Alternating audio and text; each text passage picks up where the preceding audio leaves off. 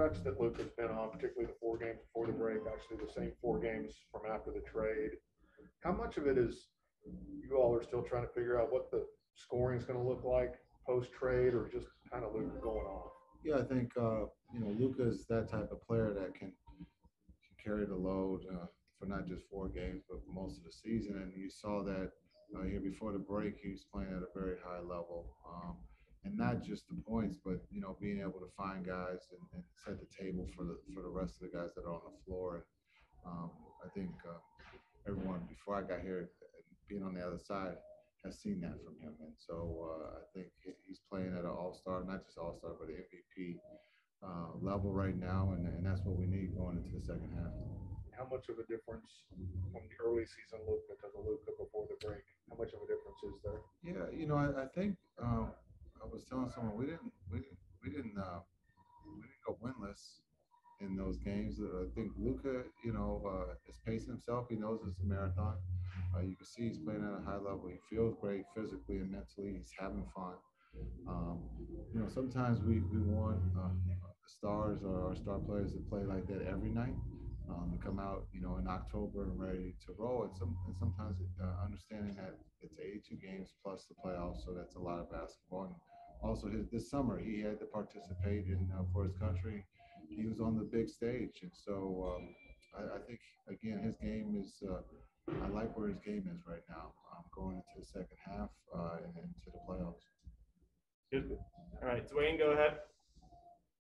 Yeah, Jason, 16 of your next 23 games are against teams that would be in the play-in game if the postseason started today. What are you looking to establish here these last 7 weeks of the regular season? Yeah, I think just like the weeks before, just again looking at different combinations, looking at different lineups. We have 2 new players that played 2 games, and so I think trying to get minutes under their belt, see how they handle different situations. But I like the way that we're trending on both sides of the ball, offense and defense. And I think sometimes with the break, you kind of ease back into things. So we'll see this being our first time together of trying to get that rhythm back and playing, that level of basketball before the break.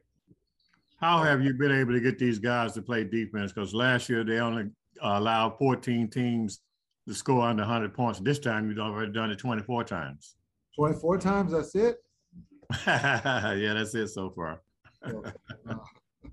No, I think there's just, accountability, chemistry, and I think just talking to them about it on a daily basis. We've asked from day one to be accountable on the defensive end, and I think everyone has participated at a very high level for that, and that's why I think, if I recall, we have one of the top 5 defense in the league, and so we know that this stretch here we got to get better, and so we can't just be satisfied. But guys are participating. It's team defense concept. We're helping one another, and that's a big thing. All right. Brett? Yeah, hey Jason, good to see you. Just double checking on the injury real quick front. So did that, you said everybody practiced, that included Pinson with the fractured finger? No. Okay. No. Okay. All right. And then, following up on Dwayne's point, and you were saying that sometimes after the All-Star break, there's a tendency, and then you have new players to kind of ease your way back in. But you guys have according to the standings, pretty critical games coming up.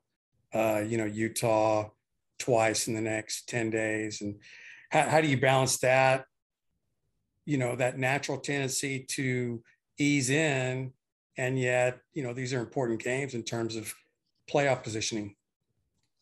Well, Brad, I think they're all important. I mean, all the way back to October, we're learning each other, getting better. We're not going to just pinpoint one game is bigger than the other. We just have to, get our rhythm back.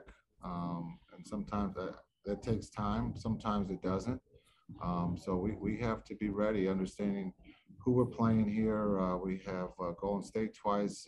We have Utah twice. So they're you guys will say they're big games, but they're on the schedule, and so we have to play them. And hopefully we're ready, to finish off what we started. Okay, thank you. Thank you. Eddie, last one. Hey, Jason. I know everybody needed and wanted the break, but you guys were playing so well beforehand.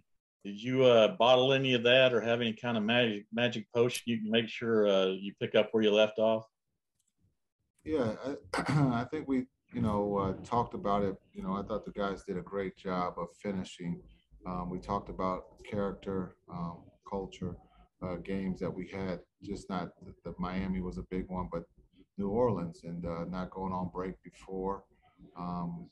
But I think the big thing is we understand this. Again, we got a great group of guys in that locker room, and now we'll talk about here until the end of the season of what we're playing for and how we're going to achieve it. And we talked a little bit about it today. What are we going to do to take the next step? And hopefully they have an answer for me tomorrow. Brad, you good? Hey, I have a, Yeah. I have a question. Hi. I actually want to talk about Dwight Powell. If you kind of look full circle, in January 2020, he tore his Achilles, and then January 2021, he kind of struggled, and now he's back to pretty super high efficiency, top 5 right now. And what do you attribute to his success and what he's been able to do? Well, I think when you talk about DP's character, just the person he is, I know he went to Stanford. That's not a bad thing, but he's a worker. He understands his role. He plays his role at a very high level. Again, he works extremely hard on his craft. He's one of the first in the weight room and one of the last to leave. He'll stay after the games to work. On his body, on his game, he'll go down and shoot, and so he's a true pro. I'm very happy to have him on our side. Again, I think him and Luka have a great connection, but he just does all the dirty work. He doesn't get a lot of attention, but he does a lot of things that goes unnoticed, but not by his teammates and coaches. Awesome, thank you.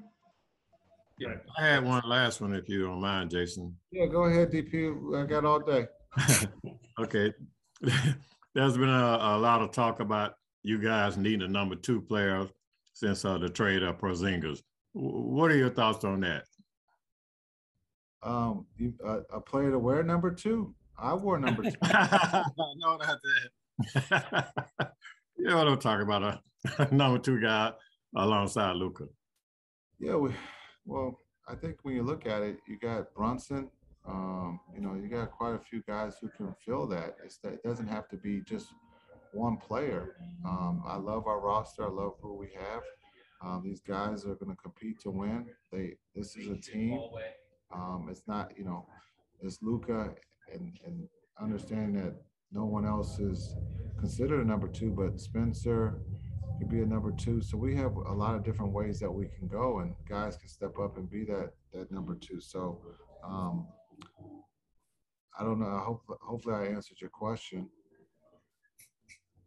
Yeah, you answered. I thought it would be kind of a number 2 by committee. So you did answer it. Yeah. Yes, sir. I agree with that. Okay.